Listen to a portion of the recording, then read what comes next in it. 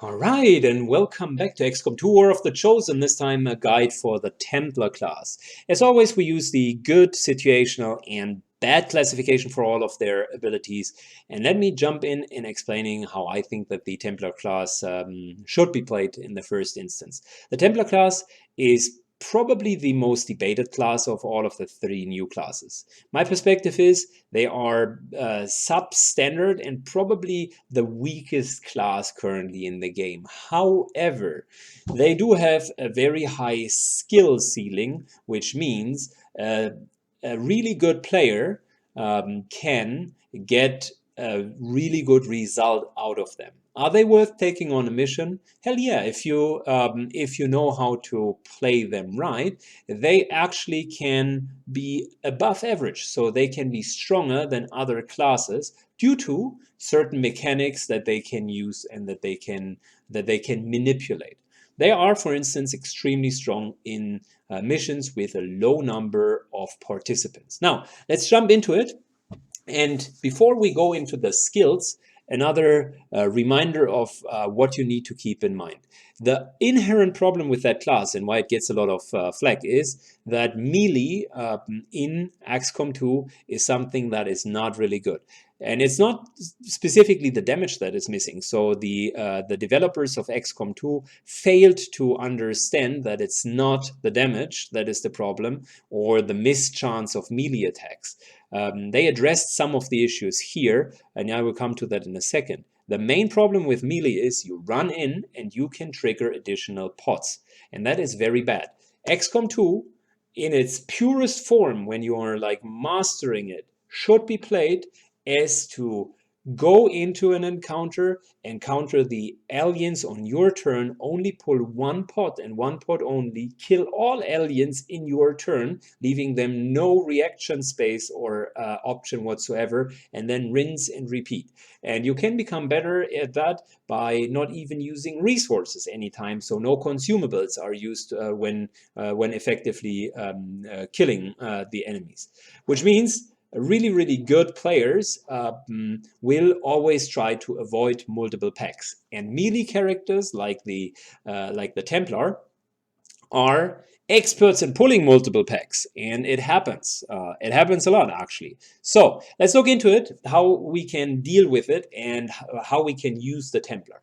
Now, the way I use the Templar is you need to, and that's really the. It sounds easy on a summary level, but that's really something that's very hard to master. You need to assess carefully if the situation allows you to go in and use your melee attacks. Your melee attacks are wonderful. The class functions. It's well built around the melee attacks. But there will be many, many situations where you are on the advance. You need to push into unknown territory. And in many of these situations, it's a very, very bad idea to just rush in. So what would I recommend you to do? Number one, let's look at the abilities that are really, really strong. Ability number one, Rend, in the squaddy section. Melee attacks have a chance to disorient or stun the target. The attack cannot miss, and it triggers momentum, which basically allows you to move after you have done the melee attack. And they have implemented it because that was the main problem for all of the melee rangers. They were just killing an enemy and then standing in the open. So that is the core ability, very strong. Next one, the stage ability down here, which is Focus. Gain focus during missions, increasing stats, damage, ability, and effectiveness. You start with gaining then up to 2 focus, and that really helps you because many of the abilities are strong and can be used. So that's kind of these two are the starter abilities. Let's move on into 2 abilities that I'd like to combine with one another. Parry, which is this ability. After attacking with Rend, it prevents all damage from the next attack if you do not move. So you can stand there and just be that indomitable shield. Even better, Deflect in Lieutenant. When the Templar has focus, there is a chance to deflect incoming shots, completely avoiding damage. So that means on top of the Rend, which automatically does that. If you have focus, you still have the option to deplete focus for further deflections and making yourself like immune. This here is the equivalent of untouchable and kind of improved untouchable. Very, very, very strong abilities if you stand in the open, and you will stand in the open quite often, or at least in an exposed position. So I would say these are like top tier abilities. Next ability that I highly value is the overcharge ability. Your rend attacks have a 33% chance of generating focus. Optimally, focus is generated normally only if you kill the enemy, but that does not always happen. And some of the enemies like Sectopods or Gatekeeper you don't even want to kill, or the Purifiers, because they explode and deal damage to you. Which means more often than not you're just charging in and then charging out. Having a nice little generator for focus is good, so I would include that. Next ability that I would go through is the Stun Strike. Now, Stun Strike is actually one of the abilities that you can use when you have focus. Now, it is, in my opinion, the best use, or one of the best uses of focus. It can attempt to stun an enemy, it will ignore cover, and the stunning part is not really the good part. The really good part is there is a chance that you can knock them out of the cover. So, ignore what it says. What it really means is you can remove cover from one enemy. You have a chance to remove cover from one enemy, and it doesn't end your turn. So that's just a great ability. It's a good ranged ability. It very much helps the team. It is an alternative option to not waste grenades if there is just a single enemy, and you can move pretty much without the alien rulers. So you can move pretty much every enemy. Very good ability.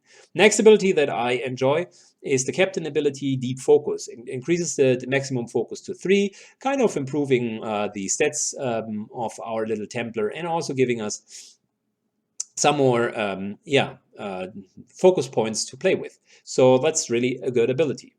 Next ability that I appreciate a lot is the Exchange, which allows you for a focus to exchange the location with a squad mate. And that is not too bad if you think about it. The Templar effectively can change the locations with a teammate that has, for instance, already acted and is in the open. The Templar therefore can obtain the position of whatever character is standing there, and with the deflect kind of take the shots instead. It also offers you a little bit of flexibility in your backline. If you're having a bad positioning on some of your characters, the Templar effectively can give them bonus movement. And it's quite far range, so I appreciate that ability a lot. Last but not least, the iconic ability is both Iron Storm, which is kind of a Psy-Storm ability, summons the lightning to strike all enemies, costs all focus, but generates focus with the kills. An AoE attack is exactly what the character class would have needed. Strong, use it often, and embrace it. Second topic, even better probably, is the Void Conduit. Traps the humanoid in a psychonic prison, immobilizing them multiple actions and transferring their health to the Templar. It's an improved stasis, and I can highly recommend to use that. It is a very strong ability. Both of them are actually good. Now, if you look at that and you say, you know what, Psychon, I mean, so many green abilities, even more so than the others. Yes, that is true, but keep in mind, it's just for what the class is being made for. And only a few of these abilities, like the option to knock enemies out of cover, like the hopeful lightning hands that you can maybe get as an extra ability, like the option to take shots with your gun and be able to not end your turn. These sorts of abilities compensate for weaknesses, glaring weaknesses that this character class is having. And you need to, when you're going into the game with that character class, you need to be sure that you understand the limits of this character class. More often than not, you will find yourself just dealing range damage with a very subpar gun. Now, looking at optional things, situational ones that are okay, but that, not really work all too well. Vault as the first one, which is an effective psionic blast. It ignores cover, you hit 100% of the time. However, it ends your turn and it costs 1 focus. In reality, at least as often as I played with the character class, focus was a very scarce resource, and even if you start with 1 focus and can obtain up to 3 focus, even if you generate a lot of focus, and even if you have a couple of kills, it's very often a scarce resource. So keep in mind what you're doing. Knocking someone out of cover, I can see that. Just dealing some damage, not necessarily. Next topic is the whole amplify. And I know that some of you will disagree on this one. It could be actually a pretty decent, a pretty decent ability, but given the sheer amount of damage that you anyways do, it doesn't deal as much. So this ability here offers you to increase the damage that an enemy takes from a number of future single target attacks by 33%. Sounds great, similar to the Rupture ability. It's not too bad. It's probably borderline green.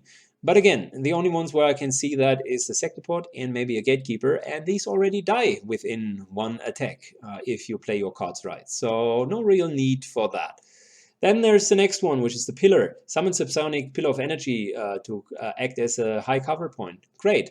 But often you're already in high cover, so it's not that good.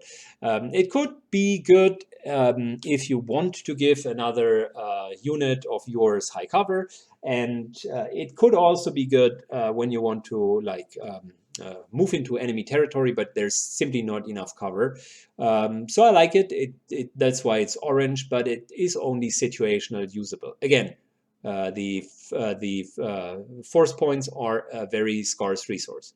Next up, the focus points. Next up, the Lieutenant Channel ability. When an enemy dies, it may leave behind psionic energy, and the Templar can collect it to raise focus. Great, almost green. It's just it doesn't happen very often. That's why if you have skill points left over, it's good. It helps your focus problem, but I wouldn't skill it first. Next up, the Captain ability, Reflect. When the Templar has 2 or more focus, there is a chance to reflect incoming shots back to the attacker, completely avoiding damage, and it requires Reflect in the first instance. Okay, could be a thing, but you already know how I feel about getting shot at. You shouldn't be in a situation where you're being shot at. Next ability, Invert, switches the location with an enemy unit, costs 1 focus. Okay, but not necessarily absolutely needed. The main problem with Invert is, like with every single ability where you need to go into the enemy, unless you know that you are not going to trigger additional enemies, this is a bad idea. Major, Arc Wave. Rend generates a wave of psionic energy in the direction of the attack. It's almost like the shredding cannon, and it is okay. It is not as good as the Iconic Storm, and the main reason why many of these abilities are labeled orange is they take focus, and focus is just hard to obtain. The way you obtain focus is dangerous, and therefore it is a scarce resource. Last but not least, a nice one, which is the Ghost, creates a duplicate of the Templar from the body of a fallen humanoid, costs 2 focus, and will last as long as the focus on this duplicate remains. Good to have a little bit of an extra scout or a decoy, so I liked it. However, 2 focus is a stiff price. Last but not least, Aftershock, this one here. I already gave the Vault mediocre rating. Aftershock just means targets stuck by Vault will be easier to hit, increasing your squad's aim by +15. So it's effectively holo targeting. In some cases, some very niche cases, you would find yourself shocking an enemy and then being happy about the +15 to hit. But boy, oh boy, are these cases niche. So it is not necessarily how I would skill the character. You have seen that if you stick with the core build, it's really quite simple. You are waiting for a good opportunity. You are just calmly collecting your focus. You're using the strong abilities with the focus, not the weaker ones. And once you have points left over, just feel free to get the other abilities as well. As I said, most of them are situational. A fully skilled out and maxed Templar can be a very strong opponent to fight against, specifically due to the whole reflection mechanic. And that actually makes the character class quite good in one-on-ones or chasing duels. And more often than not, I find myself very happy with having these abilities. So that's good. I think that's where the character excels at. Words of advice: be mindful with your melee attack and with approaching unknown territory. That's the biggest downfall. And that's pretty much what divides very good Templar players from average or below average Templar players. Post in the comment section below what you think about the assessment and if you agree. And see you guys a little bit later.